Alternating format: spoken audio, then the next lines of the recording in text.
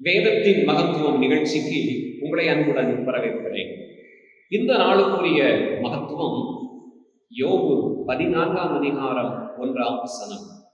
ஸ்திரீயினிடத்தில் பிறந்தவன், ஸ்திரீயினிடத்தில் பிறந்தவன் அவன் வாழ்நாள் கூறுகிறவனாய் இருக்கிறான், சஞ்சலம் நிறைந்தவனாய் இருக்கிறான் என்று வார்த்தை சொல்லுகிறது.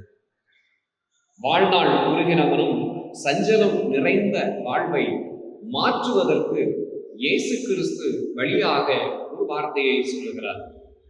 இந்த வாழ்நாள் நீடிக்கப்பட வேண்டும், என் சஞ்சலம் நீக்கப்பட வேண்டுமானால் யோவான் 3ஆம் அதிகாரம் 5-6 வசனங்கள் சொல்லுகிறது, நாம் நீங்களும் ஆவியினால் பிறக்க வேண்டும். ஒருவன் ஆவியினால் பிறக்கப்படுவானானால், ஆவியினாலே பிறக்கப்படுவதற்கு தன்னை அர்ப்பணித்துக் கொள்வானானால் வாழ்நாள் நீட்டிக்கப்படுகிறது, சஞ்சலமானது நம்மை விட்டு விலகப்படுகிறது. ஸ்திரீயினிடத்திலே பிறந்தவன் ஆசீர்வதிக்கப்படுகிறான், அவன் வாழ்நாளெல்லாம் தேவனுடைய கிருபையிலே வெளிப்படுகிறான். நீங்கள் மறுபடியும் பிறந்திருக்கிறீர்களா? மீண்டும் சந்திப்போம்.